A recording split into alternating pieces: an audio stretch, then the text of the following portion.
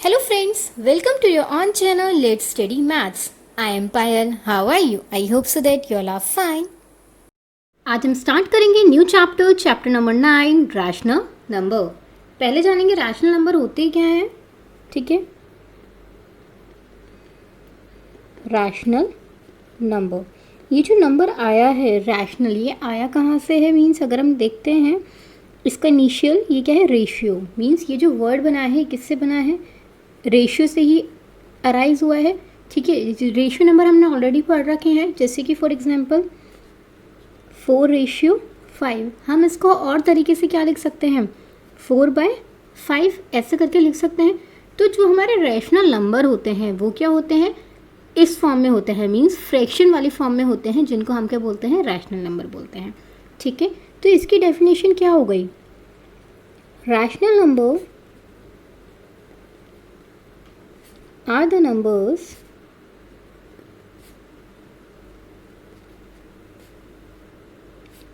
which are expressed in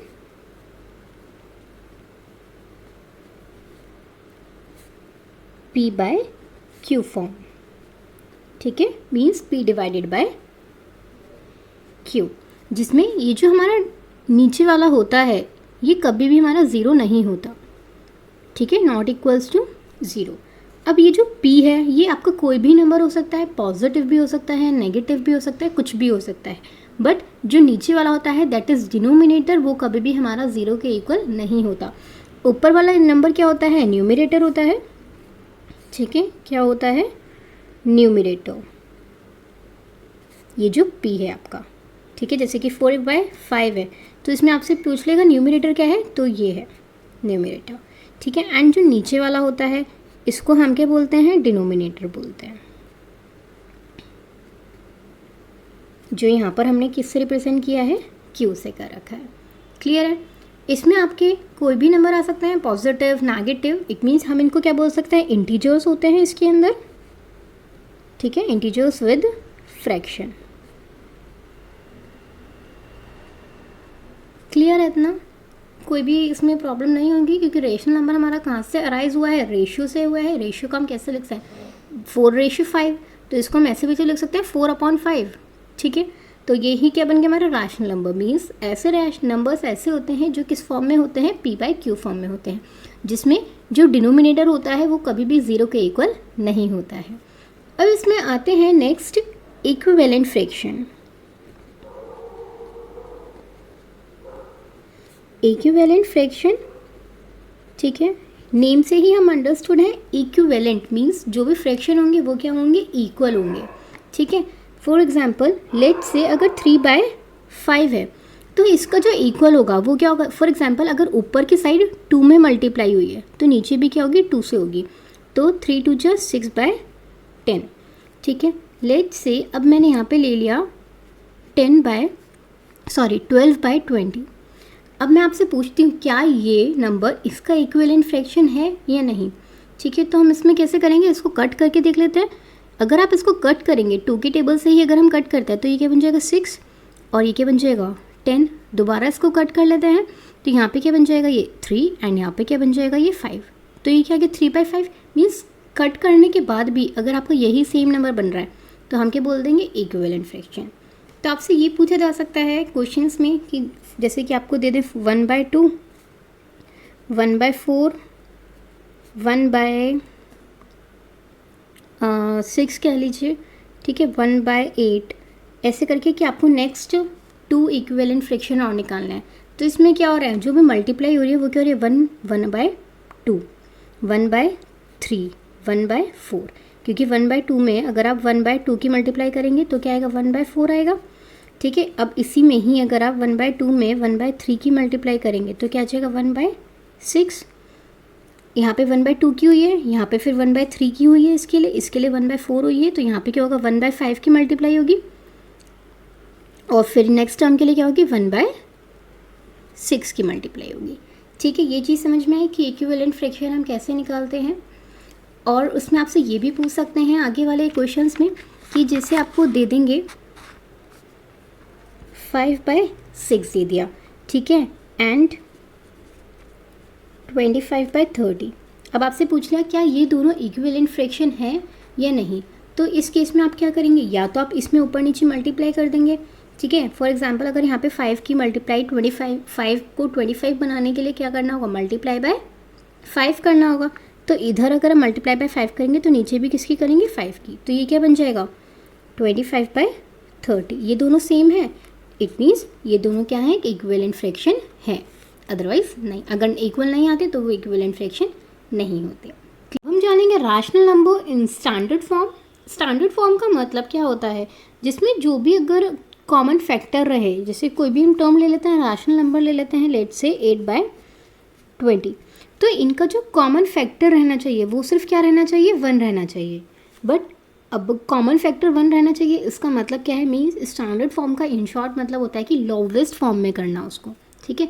जितना आप उसको डिवाइड कर सकते हैं ऊपर नीचे सेम नंबर से, उतना हमें क्या करना होता है, उसको डिवाइड करना होता है।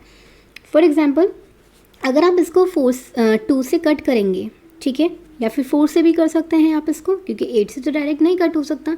तो पहले अगर हम क्या करते हैं 2 से करेंगे, तो यहाँ पे क्या हो जाएगा 2 4 8, तो हमें नीचे भी 2 से ही करना होगा, क्या गया 10। अब इसको दोबारा डिवाइड करेंगे तो ये क्या आ जाएगा 2/5, ठीक है। अब आप देखेंगे ये दोनों कट नहीं हो सकते, इनका जो अगर मैं 2 का फैक्टर निकालती हूँ तो फैक्टर क्या आएंगे 1,2, और 5 के क्या आएंगे 1,5, मीन्स इनमें जो कॉमन फैक्टर है वो क्या है 1 ही है। इसका मतलब क्या हो गया, ये हमारे एक स्टैंडर्ड फॉर्म में हो चुका है। तो आपको ऐसे करके शो नहीं करना है, ये तो सिर्फ मैंने आपको दिखाया है कि कैसे करते हैं, मतलब क्या बोला था मैंने कि कॉमन फैक्टर 1 होना चाहिए, ठीक है। कोई भी आप एग्जांपल ले सकते हैं, जैसे कि लेट्स से 3/7 है। अगर आप देखेंगे ये दोनों तो कट नहीं हो सकते सेम टेबल से, ठीक है, कुछ नहीं कट हो सकता, तो ये क्या है हमारा ऑलरेडी स्टैंडर्ड फॉर्म में है। क्लियर है, पता चल गया होगा। स्टैंडर्ड फॉर्म में कोई भी अगर आता है तो उसको क्या करना है, लोवेस्ट फॉर्म में करना, मीन्स जितना आप उसको कट कर सकते हैं उतना आपको उसको कट करना है, ठीक है ना। Comparison of rational number means कोई भी आपको 2 नंबर दे देंगे, उसमें क्या करना होगा, आपको कंपैरिजन करना होगा कि कौन सा बड़ा है, ठीक है। जैसे यहाँ पे क्या दे रखा है 2/3 एंड 5/7। पहले हम देखते हैं क्या इनके डिनोमिनेटर सेम है, डिनोमिनेटर तो सेम नहीं है, तो हमें उसके लिए क्या करना होता है, डिनोमिनेटर को क्या करना होता है, सेम करना होता है, ठीक है। अगर आप डिनोमिनेटर सेम करेंगे तो इसके लिए जो मल्टीप्लाई करनी होगी, मीन्स पहले हम इन दोनों के क्या लेने होते हैं, फैक्टर्स लेंगे, तो मतलब क्या आ जाएगा, एलसीएम लेंगे तो 21 आ जाएगा। इन शॉर्ट हमें यहाँ पे इसकी मल्टीप्लाई करनी होती है जो ये होता है ऊपर नीचे, और इधर की साइड ये जो नंबर होता है, ठीक है। तो ये क्या हो जाएगा 14/21 एंड 5 3 15/21। अब इनमें से अब जब हमारे डिनोमिनेटर दोनों सेम हो गए तो जो भी वैल्यू ऊपर की साइड न्यूमिनेटर में बड़ी होगी वो क्या होगा, हमारा बड़ा नंबर होगा। तो इसमें 14 बड़ा है 15, तो इसमें बड़ी वैल्यू कौन सी आ गई, ग्रेटर दैन 15/21, ठीक है। क्लियर है। इसका एक शॉर्ट मेथड भी होता है, वो क्या होता है, जैसे 2/3 है एंड 5/7, ठीक है। तो हम क्या कर देते हैं, क्रॉस मल्टीप्लाई करते हैं, मीन्स इसकी इसमें इसकी इसमें, तो ये क्या बन जाएगा 14 और यहाँ पे क्या आ जाएगा 15, क्योंकि इसमें तो सिर्फ आपको बताना है कौन सा बड़ा है, तो इसमें से बड़ा कौन सा ये, तो हमने इसको ऐसे कर दिया, ठीक है। बट माइनस जहाँ पे भी माइनस आ जाएगा तो उसमें क्या हो जाता है, रिवर्स हो जाता है, ठीक है। जो माइनस में बड़ा होता है वो क्या होता है छोटा, एंड जो छोटा वैल्यू आपको दिखने में लगती है वो क्या होती है बड़ी, ठीक है। यहाँ पर अगर आप करते हैं तो ये क्या आ जाएगा 7 3 21 माइनस का, ठीक है, एंड यहाँ पे क्या है 5 5 25। अब इसमें जो छोटी वैल्यू है वो क्या होती है, बड़ी होती है, दिखने में बड़ी 25 लग रही है, बट 25 बड़ा नहीं है, बड़ा क्या है 21, ठीक है।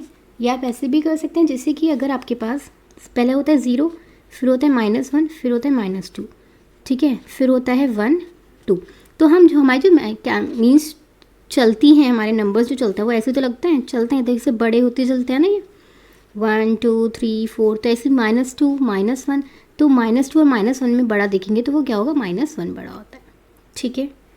आई होप सो इतना आपको समझ में आ गया होगा अच्छे से, कोई भी इसमें आपको क्वेरी नहीं होगी। Now rational number between 2 rational number means आपको 2 रैशनल नंबर गिवन होंगे, ठीक है। जैसे अब आप यहाँ पे देखेंगे ये क्या है -3 एंड -2। अब आप सोचेंगे ये तो रैशनल नंबर हमारे नहीं होते हैं, ठीक है, क्योंकि हमारे तो p/q फॉर्म में होता है, तो हम इसको ऐसे भी तो लिख सकते हैं -3/1 एंड -2/2, 1।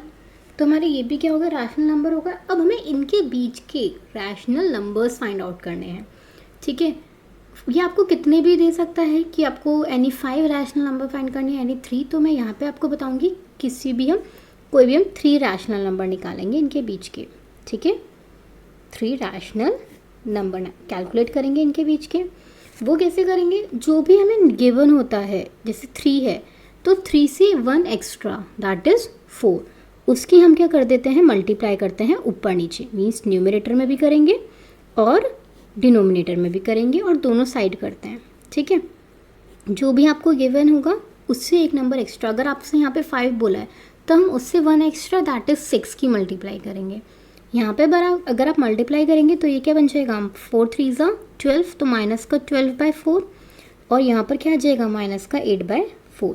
तो अब इन दोनों के बीच के नंबर 8 के बाद क्या आता है, माइनस का 9/4, माइनस का 10/4, माइनस का 11/4 एंड यहाँ पे देखिए माइनस का 12/4 तो है। तो देखिए हमारे बैठे ना पूरे 3 ही रेशनल नंबर तो बैठे, 1 2 3। क्लियर है, इसलिए हम एक एक्स्ट्रा लेते हैं। क्लियर है ऐसे क्वेश्चंस में। अब आप यहाँ पे देखेंगे ये क्या है, रैशनल नंबर में ऑलरेडी है बट इनके मिड के नंबर्स निकालने हैं। तो उसके लिए पहले हमें क्या करना होगा, इनका जो डिनोमिनेटर है उसको क्या करना पड़ेगा, सेम करना पड़ेगा। तो 8 की मल्टीप्लाई ऊपर नीचे करनी पड़ेगी, इधर 7 की मल्टीप्लाई करनी पड़ेगी, ठीक है। या फिर अगर आप इन दोनों का एलसीएम लेते हैं, 7 8 जा कितना होता है 56, इसका एलसीएम आएगा। तो उसके लिए क्या करेंगे, 5/7 में किसकी मल्टीप्लाई करेंगे, 8 की करेंगे और 3/8 में हम किसकी करेंगे, 7 की करेंगे, ठीक है। तो ये क्या बन गया, 8 5 40/8 7 56, ऐसे यहाँ पे 21/56। अब आप देखिए इनके बीच के अगर हम नंबर लिखते हैं हम लिख सकते हैं 22 23 मीन्स 22/56, 23/56। तो इसमें हम कितने भी नंबर लिख सकते हैं, बट ऐसे में तो हमें क्या करना होगा कि पहले इनका मीन्स जो भी एक नंबर होगा उसका एक्स्ट्रा रखना होगा। अब हम इनके बीच के नंबर निकाल देते हैं तो क्या होगा, 22/56 हमारा, हम 40 तक है मीन्स 21 से 40 तक के नंबर हम कोई सा भी ले सकते हैं इनके बीच के नंबर, ठीक है।